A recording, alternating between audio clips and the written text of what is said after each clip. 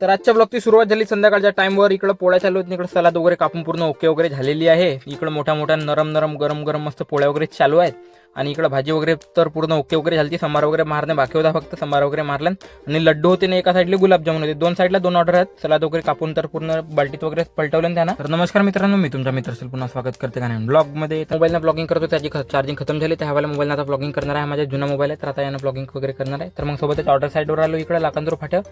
तर इकडे भजे वगैरे काढणं, तर पट्ट ते भजे वगैरे काढलो मस्त. आणि मग सोबतच यांच्या दुसऱ्या साईडवर आलो. इकडे पण गणपती विसर्जनचा जागा एक लाखांदूर फाट्यावर होता, एक इकडे बोद्रा फाट्यावर होता. तर मग इकडे जेवण वगैरे चालूच होते ना, थोडे बहुत जेवण निपटले होते. इकडे मुंगवडी वगैरे होती. आणि मग सोबतच दुसऱ्या साईडच्या ऑर्डरवर आलो. आणि आज मी बिझी म्हणजे ह्यासाठीच होतो, कारण की आदूला दवाखान्यात वगैरे नेलो. जिकडे तिकडे व्हायरस आहे, तर मग आदूला दवाखान्यात वगैरे आणलो, कारण की बिचारीची तब्येत वगैरे खराब आहे, टायफॉइड वगैरे. तर जिकडे तिकडे व्हायरसच आहे. तर आजचा ब्लॉग ह्यासाठीच लेट झाला मित्रांनो, तर माफी मागतो मी. असेच ब्लॉग येत राहत.